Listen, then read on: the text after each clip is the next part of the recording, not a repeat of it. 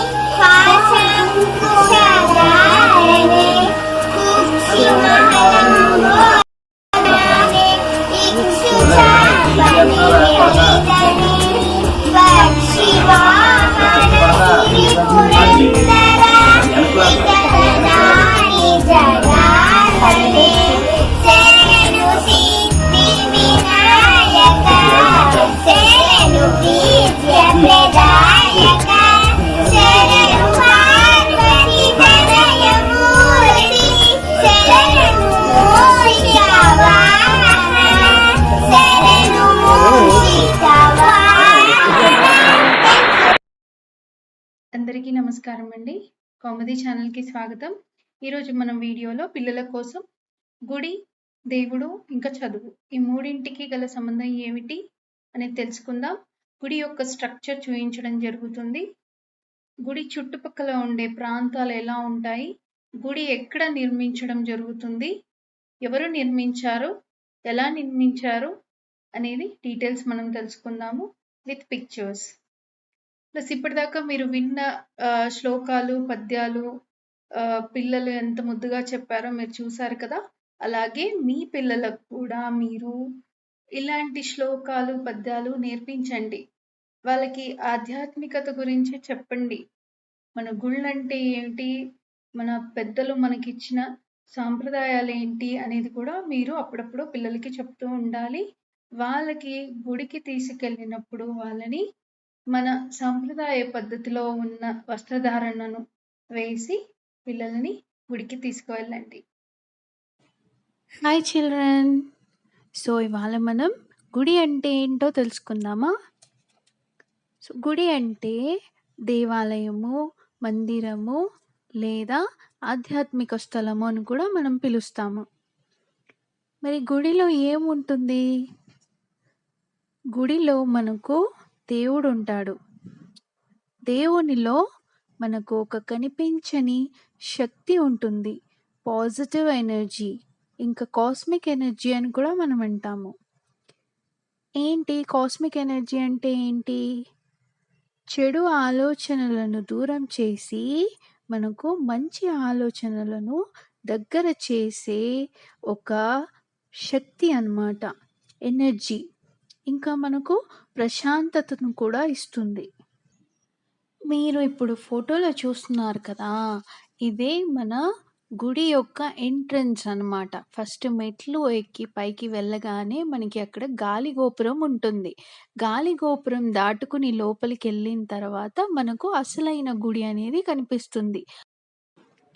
మనకు ఈ గుడి స్ట్రక్చర్లో మండపం కనిపిస్తుంది, గర్భగుడి ఉంది, దానిపైన వచ్చేసి శిఖరం పైన వచ్చేసి కలశం ఉంటుందన్నమాట. మీరు బాగా అబ్జర్వ్ చేయొచ్చు.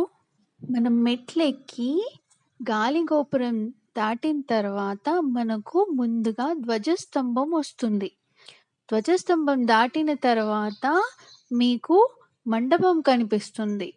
ఆ మండపం దాటిన తర్వాత మీకు గర్భగుడి కనిపిస్తుంది. ఆ గర్భగుడి చుట్టూ అందరూ ప్రదక్షిణ చేస్తూ కనిపిస్తారు. మరి గర్భగుడిలో దేవుణ్ణి మీరు చూడాలి కదా! మీరు అక్కడున్న గంటను కొట్టడం అస్సలు మర్చిపోకండి. గర్భగుడి చుట్టూ 3 ప్రదక్షిణలు చేసిన తర్వాత మీరు దేవుణ్ణి మళ్ళీ దర్శించుకుని మీ కోరికలు కోరుకోవాలి. మరి గుడికి, దేవుడికి, చదువుకి సంబంధం ఏంటి అనే ప్రశ్నపై మనము విద్య అంటేనే చదువు. చదివితేనే మనకు జ్ఞానం అనేది వస్తుంది. ఆ జ్ఞానకారకుడే ఈ వినాయకుడు. తనను మించిన గురువు ఎవరూ లేరన్నమాట. మన అజ్ఞానాన్ని తొలగించి సిద్ధిని, బుద్ధిని ప్రసాదిస్తాడు. బుద్ధి లౌకిక జ్ఞానానికి, సిద్ధి ఆధ్యాత్మిక జ్ఞానానికి గుర్తు. వినాయకుడికి సిద్ధి, బుద్ధి భార్యలుగా ఉండటం వల్ల మనకు జ్ఞానాన్ని శుభంగా, లాభంగా ఇస్తాడు. మన గుడి గోపురం పైన చరిత్రకు, పురాణాలకు సంబంధించిన విగ్రహాలు చెక్కి ఉంటాయి. అవి ఎంతో అందంగా కూడా ఉంటాయి. ఇంకా గుడి చుట్టూ అందమైన ఉద్యానవనం, ఇంకా కోనేరు కూడా ఉంటుంది. గుడిని మన పూర్వీకులు కొండలపైన, సముద్రం ఒడ్డున, చెరువుల ప్రక్కన నిర్మించేవాళ్ళు. ఈ మాట ఎప్పుడూ మరవకండి. ఎందుకంటే మన హిందువులందరికీ గుడి అనేది ఒక నమ్మకం. అదే మన ధర్మము, మన గుడి. పూర్వము ఎన్నో యుద్ధాలు జరిగేవి. ఆ యుద్ధాలలో యుద్ధ వీరులు అంటే సైన్యం ఎలా ఉండేవాళ్ళు? ఆ సైన్యం అనేది వాళ్ళని మెంటల్లీ, మానసికంగా ఎలా తయారు చేస్తారు అనంటే, వాళ్ళకి యుద్ధం చేసేటప్పుడు ఆకలి వేసినా, దాహం వేసినా, నిద్ర వచ్చినా, ఎటువంటి సమస్య వచ్చినా కూడా వాళ్ళు దాన్ని తట్టుకుని, ఆ పరిస్థితులకు వాళ్ళు తట్టుకుని వాళ్ళు యుద్ధాన్ని ముందుకు సాగించేదిలా వాళ్ళని తయారు చేస్తారు. సో యుద్ధ వీరులు కూడా వాళ్ళు అలాగే ఉంటారు. వాళ్ళు నిద్ర వచ్చినా వాళ్ళు పడుకోరు. ఎటు తిరిగి శత్రువుని సంహరించాలి, శత్రువుని చంపేయాలి అనే ఉద్దేశంతోనే వాళ్ళు యుద్ధం చేస్తూ ఉంటారు. మేము గెలవాలి, మా రాజ్యం గెలవాలి అని ఒక్క తపనతోనే వాళ్ళు యుద్ధం చేస్తూ ఉంటారు. అలాంటి సమయంలో కొన్ని అస్త్రాలను అనేది వాడటం జరిగింది పూర్వం. అంటే ఇప్పుడు కాదు, పూర్వము. వాళ్ళని మానసికంగా ఏ విధంగా మార్చాలి అనే కొన్ని అస్త్రాలను మంత్ర రూపంగా, ఒక శక్తిగా యూజ్ చేసి వాళ్ళ మనసును మార్చేవాళ్ళు. కఠినంగా ఉండేటువంటి వాళ్ళ మనసును మార్చి, ఎట్లాంటి సిచ్యుయేషన్‌లో అంటే, ఇప్పుడు శత్రువు వచ్చి పక్కన నిలబడ్డా కూడా వాళ్ళు ఉపయోగించిన ఆ మంత్ర శక్తి వలన వాళ్ళ ఉద్దేశం ఎలా మారిపోతుందంటే, ఆ యుద్ధం చేసే సమయంలో పక్కనే వచ్చి శత్రువు నిలబడ్డా కూడా, అరే ఇప్పుడు నిద్ర వస్తుంది, వీడిని తర్వాత చంపేద్దాంలే, ఇప్పుడొద్దు, మనం తర్వాత చంపుదాం, ఇప్పుడైతే మనం పడుకుందాం అనేటట్టుగా వాళ్ళు మానసికంగా ప్రిపేర్ అయ్యేలా ఆ అస్త్రాలనేవి యూజ్ చేసేవాళ్ళు. సో ఇదే విధంగా ఆ మంత్ర సాధన అనేది, ఆ అస్త్రాలు అనేవి అవి సిద్ధించడం కోసం వాళ్ళు ఎంతో తపస్సు చేసేవాళ్ళు. తపస్సు అంటే it is called meditation. So మనం కూడా వీఆర్ నాట్ డూయింగ్ ఎనీ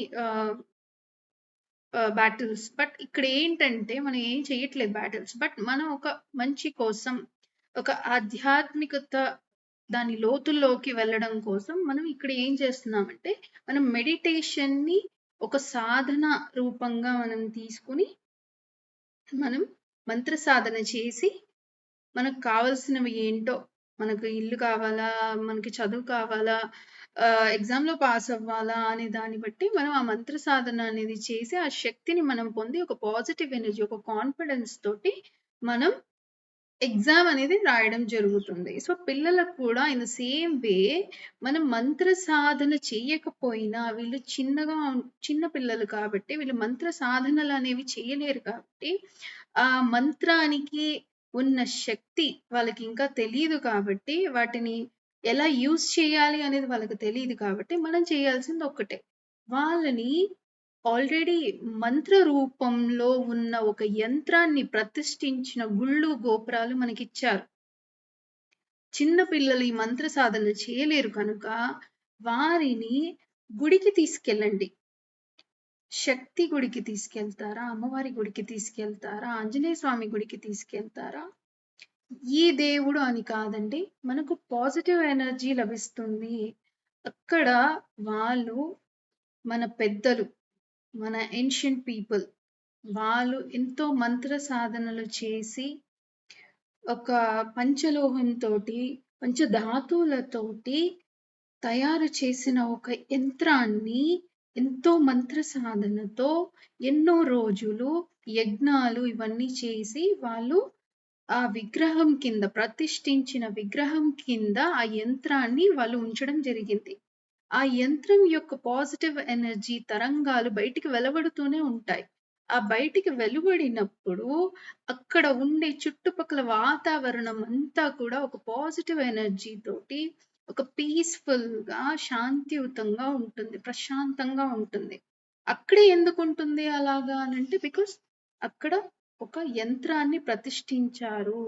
ఆ విగ్రహం కింద ప్రతిష్ఠించిన యంత్రం యొక్క శక్తి ఆ విధంగా మనకందరికీ అందుతుంది. ఆ శక్తి అందినప్పుడు మన బాడీ ఆ శక్తిని అబ్జర్వ్ చేసుకుంటుంది. ఆ శక్తిని అబ్జర్వ్ చేసుకుని ఆ కూల్నెస్, ఆ ప్రశాంతత, ఆ చల్లదనం అనేది మనకి గుళ్ళోనే దొరుకుతుంది. మీకు ఎక్కడ దొరకదు. ఇప్పుడు మీరు ఎండాకాలంలో వెళ్ళి గుళ్ళో కూర్చుంటే మీకు ఎంత చల్లగా ఉంటుందో ఆ వాతావరణం ఒకసారి గమనించండి. అదే ఫీలింగ్ మనకి ఇంట్లో రాదు. అదే ఫీలింగ్ అనేది మనకి ఇంట్లో ఎప్పటికీ రాదు. మీరు చేయాల్సింది ఏంటంటే, మీరు మీ పిల్లలని తప్పకుండా వినాయకుడి గుడికి తీసుకెళ్ళండి. విద్యా గణపతి, ఆయనకి ఎన్నో శక్తులు ఉన్నాయి. మీరు విద్యా గణపతి చుట్టూ కూడా, ఆయన ఐడోల్ చుట్టూ కూడా ప్రదక్షిణలు చేయించండి పిల్లలతోటి. ఒక 3 టైమ్స్ చేయించండి మినిమం. వాళ్ళు ఎందుకంటే ఎక్కువగా చేయలేరు. 3 టైమ్స్ చేయించండి. వాళ్ళకి చెప్పండి, దిస్ ఇస్ కాల్డ్ టెంపుల్. ఇది ఒక గుడి.